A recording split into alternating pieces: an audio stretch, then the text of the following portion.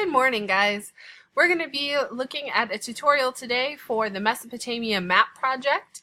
Mesopotamia is located in the Middle East, and today if you look at a map, you would have to search up Iraq. So that's the modern day name of the country that is in the area that used to be ancient Mesopotamia. All right, so we're going to go ahead and get started here in the quest. And in the quest, it talks a little bit about Mesopotamia being in the Fertile Crescent, and eventually it asks you to go ahead and make a copy of this particular document, which is called Mesopotamia Map Project. I've already got my copy going over here, so we're going to go ahead and get started with the directions. Slide 2 has your directions, and the first thing says to type your name in the heading box on the map and add an appropriate title for your map. I'm going to go ahead and strike through those options. I've already changed my name here, but now I'm going to add a text box right about here. And probably the most appropriate name would be Ancient Mesopotamia, because that's what we're talking about. All right, I'm going to make that bold. Usually titles are a little bigger. I'll make it about size 24 and center it. All right, so we've got a title, we've got our name on the map, we're good to go. First two things done. All right, so next up we're going to use yellow squares to label the following areas: Arabian Desert and Sumer. All right, I don't want to give you all of the answers, so I'm going to go ahead and pick one of those to label, and I'm going to label Sumer. So I'm going to strike through that one since I'm working on it right now, and I'm going to come back over here. And I see that there is an option in the key called deserts. I'm going to add the phrase and regions, because Sumer isn't the name of a desert, it's the name of an area or a region. So I'll switch the key a little bit, and then I'm going to use yellow because that's what the directions said, so I'll make a yellow box in my key. And then I'm going to copy and paste that box and bring it over to the map and expand it a little bit. The place that I'm labeling is called Sumer with a capital S and only one M.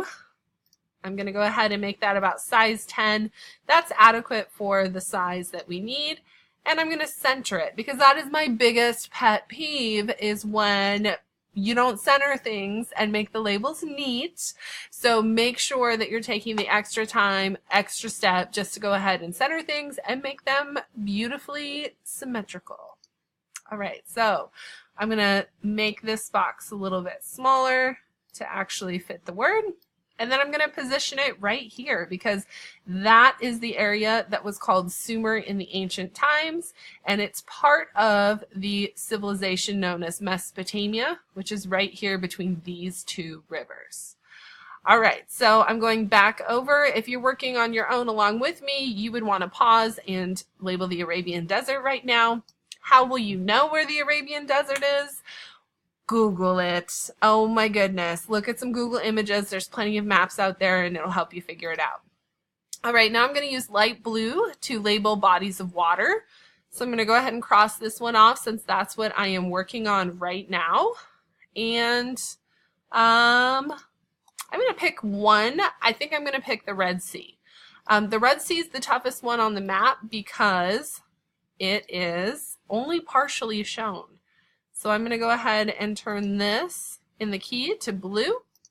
I've got the bodies of water label, so I'm going to copy and paste that symbol, bring it over here, make it a little bit longer, and type in Red Sea.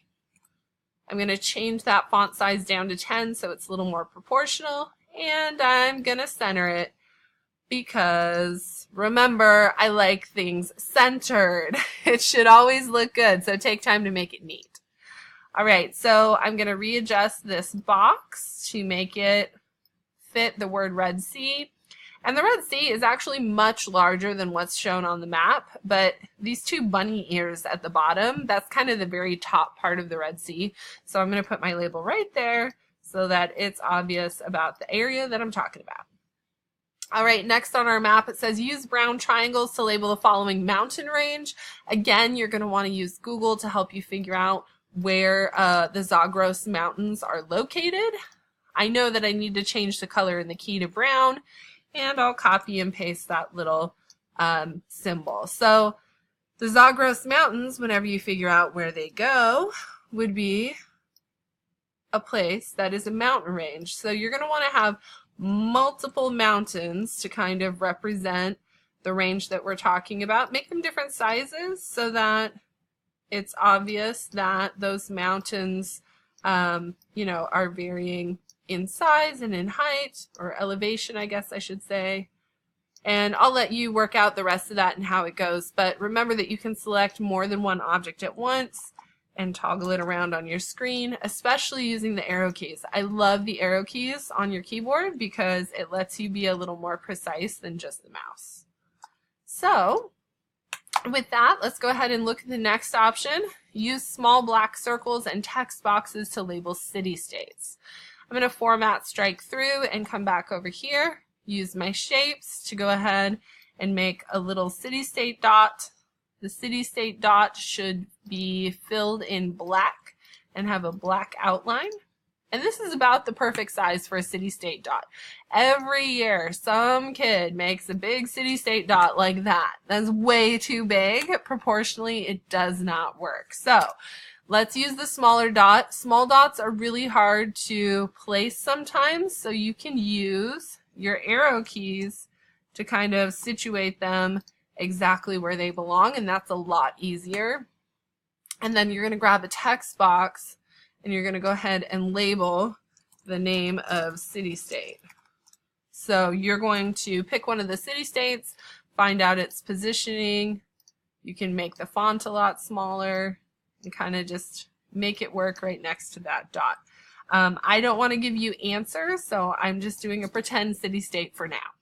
Now the major thing that I'm noticing is that that city-state does not appear in my key.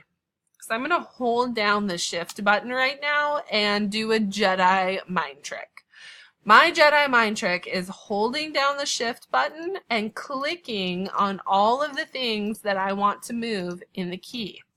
And then I'm going to use the arrow key to scoot them up closer. And then I'm going to do that again and keep shifting things upward. And again, holding down the shift key to shift things upward. And now I have enough room in my key box to place the symbol for city-states. So I missed that one for you in your template. You're going to want to make sure that that appears at the bottom of your key. And then I'm just going to copy and paste this label so I can change it and call it city-states. City-states is not capitalized because it's not the proper name of the particular city-state. So you're going to want to just leave that lowercase. All right, let's look. One of our last things is to use the scribble tool to outline the area that is the Babylonian Empire. So I'm going to grab my scribble and come over here. And this one I am going to help you out with. If you needed to know, if you needed to know where the Babylonian Empire is, you can search it. Babylonian Empire, look at the images, and then you will find lots of great pictures that can kind of help you out. The Babylonian Empire extended in pretty much the same area as the Fertile Crescent. So I'm going to use this image to help me draw an appropriate scribble line around that area that the Babylonians controlled. So I'm coming back over here to the map. I'm going to grab my scribble. And a lot of it was centering around the Fertile Crescent, which runs right through Mesopotamia. So kind of makes a little bit of a crescent shape down on this side and then cuts wider. Kind of looks like a croissant, actually, if we're talking about breakfast pastries. I'm going to turn it red, and I'm going to increase the line weight to 4px so that it can be a little easier seen. And now I'm going to not like how it cuts through my title, so I'm going to click on the title, and I'm going to hold down Alt and click to get the order menu, and I'm going to bring the title back to the front. So that looks a lot neater than if I just left it overlapping. All right, the last two things are super easy. Add a compass rose, complete the legend. So once you have all of that done, you are good to go. And you know what I'm realizing is I had that little picture of myself down below, so I actually need to close this gap so that it comes over here. So if you make a mistake, it's not a big deal. Just do what you can to fix it.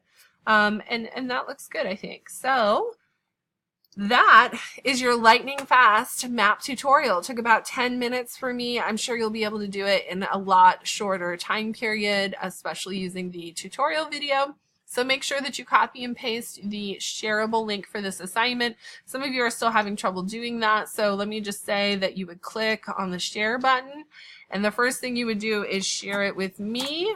And you'll see my little picture, and then you click on Get Shareable Link. So if the shareable link isn't there already, you click that, and then that lets you copy the link to be able to paste into 3D Game Lab to turn in your work.